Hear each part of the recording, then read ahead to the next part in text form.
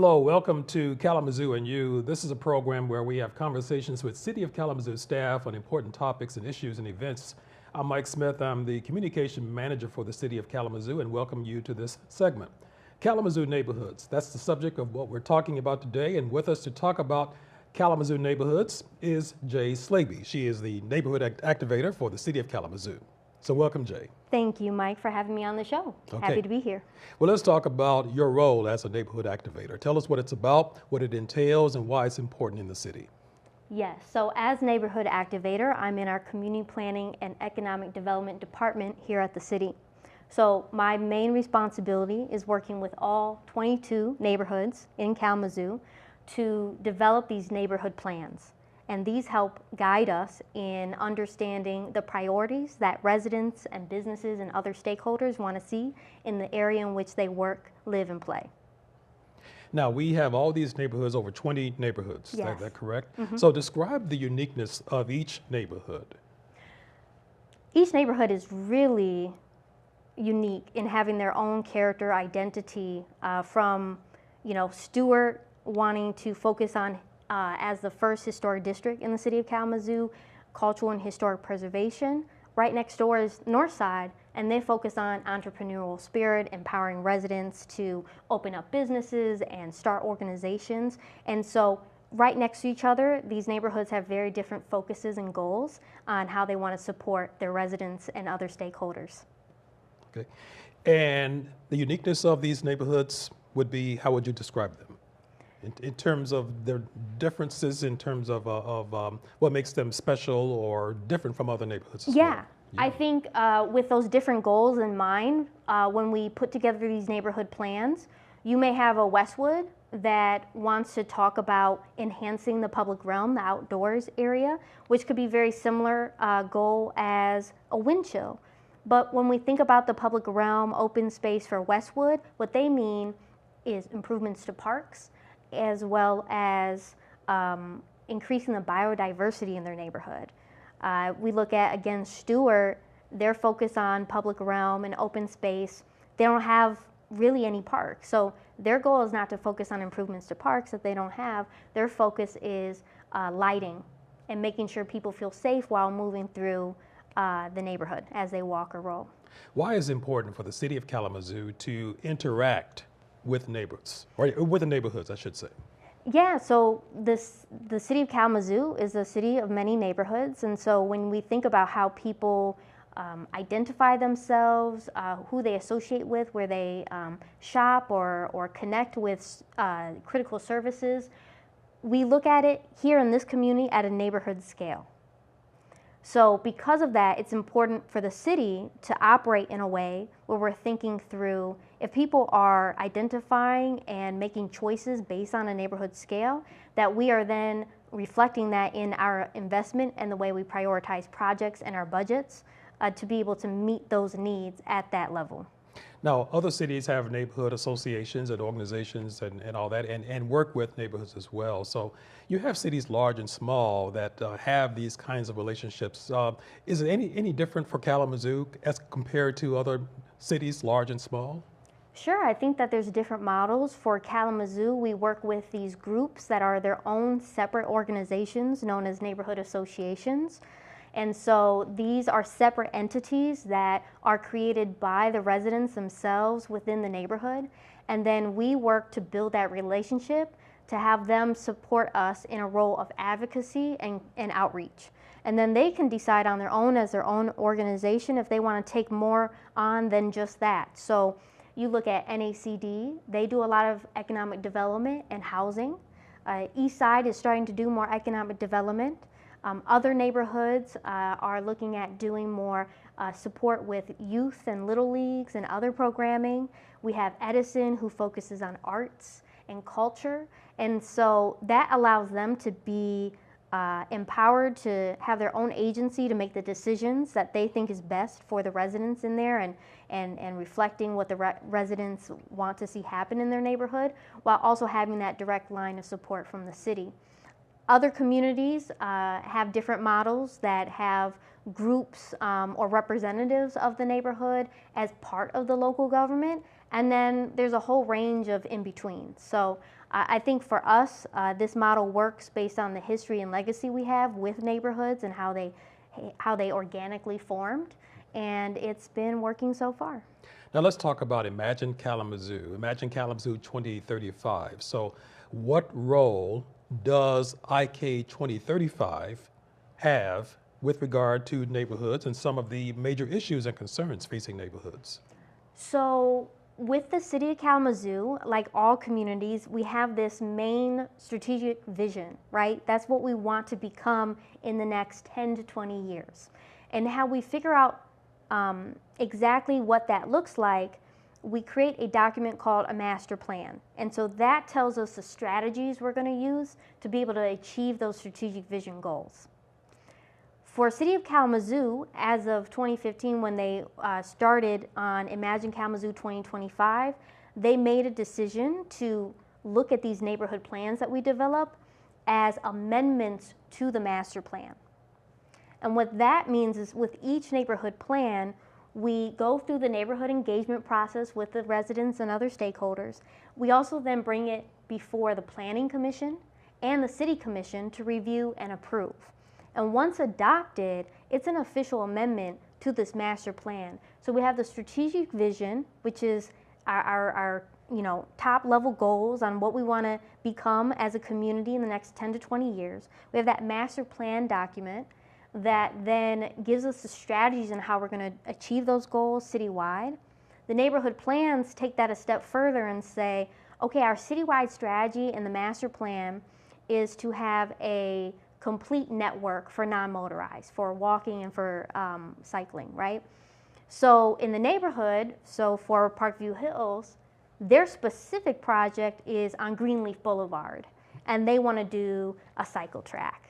Okay, that's going to look different in Vine, where they might want to have bike route signs along their main routes. And so that's what's really great about this tool, the neighborhood plan that we use, is it allows us to really connect with the neighborhoods at that ground level to understand what these high-level citywide strategies look like in each of these unique areas of the city.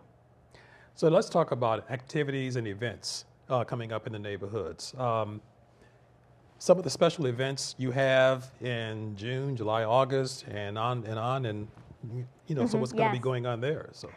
Yeah, so I've been the neighborhood activator for the last 3 years, and so we've hosted and supported over 300 events so far. And I would say that events are one of the most critical aspects of this job, because that's where we're able to connect with residents directly and work with them on these types of projects and imagining what their neighborhoods look like. So we have, often our busiest season is the summer, with a bunch of events when school is out. And so different neighborhoods will have events based on their goals and their neighborhood plans, or if they don't have a plan, what they're interested in. So that could look like bike rodeos, it could look like neighborhood cleanups, it could look like clothing swaps. And so for us as a city, we help support those events through resources, connecting them with business sponsors, supporting the brainstorming process, and getting it all up and running and executed successfully. Coming up, we always have our annual event, National Night Out. It is a national event across the country. There's hundreds of communities that participate in this each year. For the City of Kalamazoo, historically, we've done it like a block party. So multiple neighborhoods will participate and host their own site. And then the city will provide resources and staff at each of those sites for that first Tuesday of August each year. So this year, a National Night Out is happening on Tuesday, August 5th. Those events do range based on the site, usually start after 4 p.m. and can go on until 9 or 10 p.m. at night. You'll have public safety there with fire trucks and bike helmet giveaways. You'll have other staff like myself, planning, economic development, other folks in public services, Parks and Rec, there to provide additional resources and information on city programming and services. We often partner with Metro and other organizations to provide those additional services and resources to the event. And then the neighborhoods are empowered to plan the rest of the event. They might have other groups and partners come there, other fun activities. And we're really looking forward to this year because Consumers Energy has agreed to be one of our main sponsors. So they'll be supporting the event planning with each of these neighborhoods, and so I'm excited for that. What is so special or unique about the National Night Out? It's a big deal in the city of Kalamazoo. Yeah, I think, across the country, the idea is neighbors getting to know neighbors and knowing that that is the best way to feel safe in your neighborhood. If you know who's living in your neighborhood, you can rely and trust on your next door neighbor or the person across the block. And we also want to strengthen that relationship with our public safety officers, knowing what services and resources they have to offer to the area. And so being able to have them present there along with other staff and resources allows us at least at one time each year for families and other people to come out, enjoy themselves, and really connect with us in that more casual, informal way. And I think for Kalamazoo, what I love about us is because we're made up of all these smaller neighborhoods, that's reflected in this National Night Out. A lot of communities have this one event in this main location, and for us, time and time again, when we've considered doing that way, each of the neighborhoods step up and say they want to continue to do their own site. So for me, that's really special to see how they do their same event but differently, and bringing out different people and having different types of activities. It really makes an awesome time to be able to rotate throughout those sites that day. Now, you mentioned some of the issues and concerns facing neighborhoods in the city of Kalamazoo. How bright is the future of neighborhoods in Kalamazoo? Well, Kalamazoo continues to grow and see a lot of development. And so I think with some of the transportation changes that we'll see in the next 2 to 10 years, that will do a lot of improvement to circulation, getting people moved throughout the city, allowing people to feel more safe when crossing the street to get to their neighbor or to get to a coffee shop in their neighborhood. So really excited for that. I think we'll continue to, be challenged with the same challenges cities go through every year, every decade. As you know, we have 250 miles of sidewalk. At some point, all that sidewalk was brand new, and over the course of its lifetime, it has to get replaced. And so any sidewalk that we replace that's brand new this year will ultimately have a lifetime in the next 10, 20, 30 years. It'll be replaced again.